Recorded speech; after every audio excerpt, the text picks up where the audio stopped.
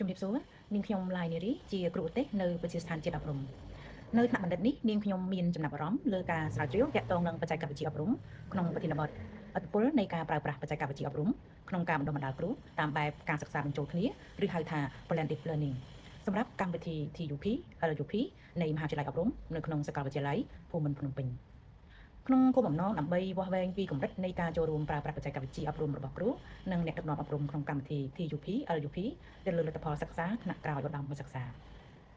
ការស្រាវជ្រាវនេះមានគម្លាតសំខាន់ចំនួន2ដែលមិនសូវមានអ្នកសិក្សាស៊ីជម្រៅកន្លងមកនៅកម្ពុជាទេទី1គឺគម្លាតផ្នែកវិទ្យាសាស្ត្រការប្រើប្រាស់ទិន្នន័យជាក់ស្ដែងក្នុងការស្រាវជ្រាវភាគច្រើនទាក់ទងទៅនឹង data touch នៅកម្ពុជាដែលច្រើនតែផ្អែកលើទិន្នន័យស្ទង់មតិការយល់ឃើញឬការវិតម្លៃខ្លួនឯងរបស់អ្នកសិក្សាដែលវាងាយនឹងមានភាពលំអៀងការជ្រើសរើសទាញយកទិន្នន័យដោយផ្ទាល់ពី LMS ដូចជាចំនួនម៉ោង login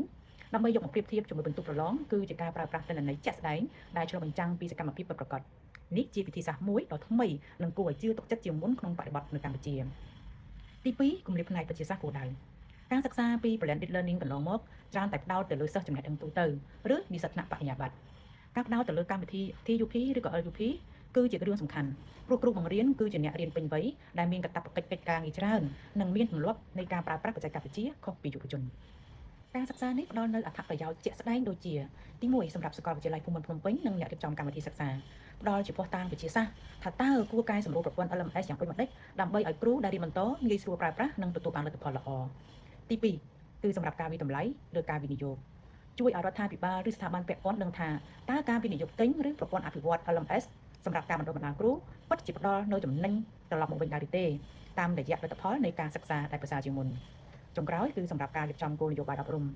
ទិន្នន័យនៃការស្រាវជ្រាវនេះអាចប្រើជាមូលដ្ឋានសម្រាប់ក្រសួងអប់រំក្នុងការសម្រេចចិត្តពង្រីកទម្រង់សិក្សា blended learning ទៅកាន់កម្មវិធីបណ្ដុះបណ្ដាលគ្រូដូចជានៅវិទ្យាស្ថានជាតិអប់រំឬសាលាគរុកោសល្យផ្សេងទៀតទូទាំងប្រទេស